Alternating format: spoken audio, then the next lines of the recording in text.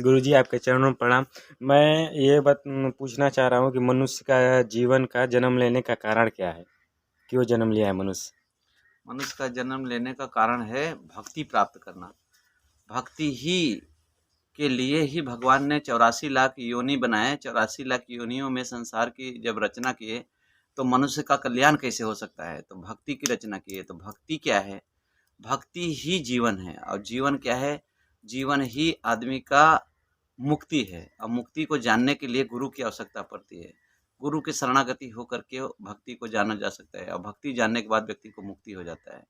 मुक्ति के लिए ही सब सारा कार्य किया जा रहा है, मगर समझ नहीं पा रहा है व्यक्ति की मुक्ति के लिए मार्ग क्या है। मुक्ति के लिए मार्ग एक ही है, भक्ति। भक्ति प्राप्त कहाँ से हो सकती है? गुरु के शरणागति होकर के। जी गुरु के शरणागति होकर के मुक्ति पाया जा सकता है, भक्ति पाया जा सकता है। जी पहला भगति संतन की संगा, दूसरा भगति कथा प्रसंगा।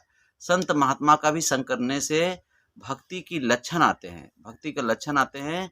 और लक्षण से अपने आप में जागरूकता उत्पन्न होती है।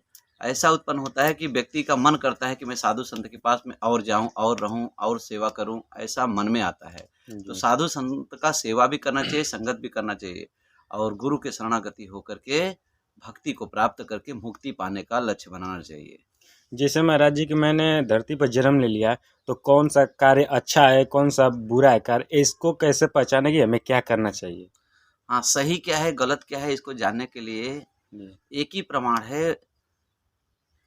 कैसे जान सकते हैं? इसका एक सार उत्तर देते हैं कि जी कोई भी कार्य अगर हम करते हैं जी तो जो भी कार्य करने में हमें प्रसन्नता उत्पन्न होती है, जी वो समझ लीजिए कि वो कार्य सही है। जी जो कार्य करने में हमें भय उत्पन्न होता है, वो जी समझ लीजिए कि वो कार्य गलत है। जी जैसे बच्चा एक पढ़ाई कर रहा है, अगर पिताश्री आ गए तो पिताश्री को देख करके चौंक जाता है।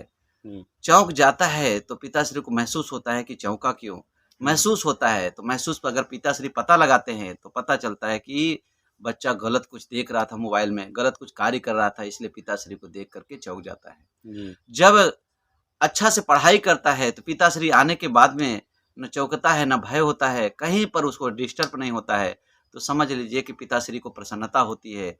और जो पढ़ रहा है उसको भी प्रसन्नता होती है कि मेरे पिताश्री आए, प्रणाम करने का भी मन करता है। चौकन्नता, भय, ये सब कहीं पर भी प्रकट नहीं होता है। इसका सार एक ही है कि जो भी कार्य हम करते हैं वो प्रसन्नता से कार्य करते हैं तो समझ लीजिए कि वो सही है। जी अगर भय से करते हैं, भय से हो रहा है, मुझे भय हो रहा है, तो समझ लीजिए वो कार्य गलत है। जी जैसे इस समय के युवा हैं, तो ये सब सनातन धर्म को चाहिए, साधु महात्मा को मान नहीं रहे हैं, तो उसके लिए आप युवाओं से क्या बोलना चाहते हैं कि कितना सही है, कितना गलत है? देख रहे हैं हमारे जैसे बहुत सारे युवा हैं जो इसको मानते नहीं हैं।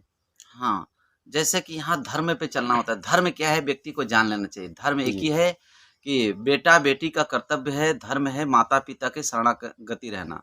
जी सेवा का अर्थ होता है कि सेवा जैसे करना चाहते हैं, सेवा का अर्थ वो सार तत्व है कि जी जिसका हम सेवा करना चाहते हैं, उसकी जी आज्ञा का पालन करना।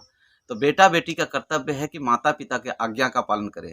अगर जी माता-पिता के आज्ञा का पालन करेंगे, तो जी माता-पिता का दया पा जाएँगे, कृपा पा जाएँगे। जी जिसको माता-पिता के ऊपर कृपा, माता-पिता को कृपा मिल जाती है। जैसे हम अपना ही बता देते हैं, आज मैं इस धरती पे साधु हूँ, तो जी हूँ तो खाली माता-पिता के आशीर्वाद से हूँ।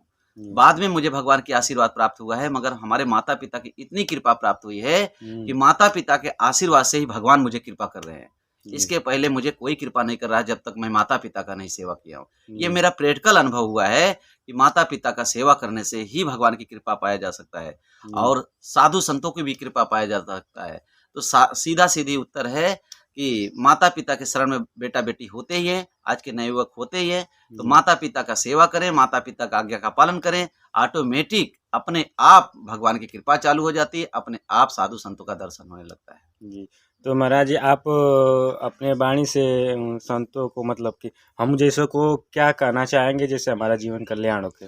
बस आप लोग एक ही काम करिए कि अपने माता-पिता का सेवा करिए, और समय मिले, खाली समय मिले, जी तो कहीं आस-पास में साधु संत रहते हैं तो उनका दर्शन करने के लिए जाइए। जी दर्शन करने से वंचित ना होइए। अगर दूर भी हैं तो हफ्ता में, 10 दिन में, 15 दिन में, महीना में विशेष रूप से आप जाने की प्रयास करिए, जी माता-पिता का सेवा करते हुए भी। जी बस इससे आपका जीवन बदलाव में आने लगेगा ऑटोमेटिक। जी इतना वाणी देने के लिए महाराज जी आपका बहुत बहुत धन्यवाद। आपसे प्रणाम करता हूँ।